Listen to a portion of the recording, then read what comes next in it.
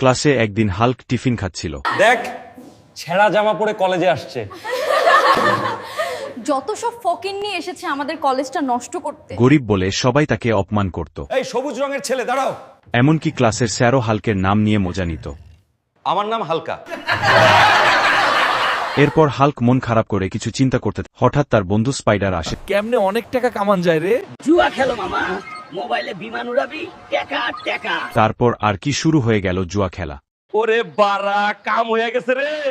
কি রে মামা, কি হইলো? 100 দিয়া 5 কোটি পাইয়া গেছি। কপাল জোরে হাল্ক কোটিপতি হয়ে যায়।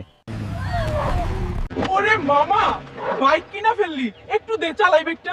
যা ছোট লোক, কোটিপতি হয়ে বেড়ে গেল হাল্কের অহংকার। বাইকটা ময়লা হয়ে যাবে। হায় হায় রে, 50 কোটি পাইতে গিয়ে সব দেখি শেষ করে ফেললাম। ছোট লোক, গরিব, ব্রেকআপ। লোভ করতে গিয়ে হাল্ক তার সব জুয়ার টাকা হারিয়ে ফেলে। সার্গো, আমারে আবার ভর্তি নেন, আমি পড়তে চাই। জুয়ারু, মাগিবাজ, বখাটে, বের হও আমার কলেজ থেকে। কি রে মামা, কি খাচ্ছিস? দে একটু খাই। এত বড় লোকদের আমি খাওয়াই না।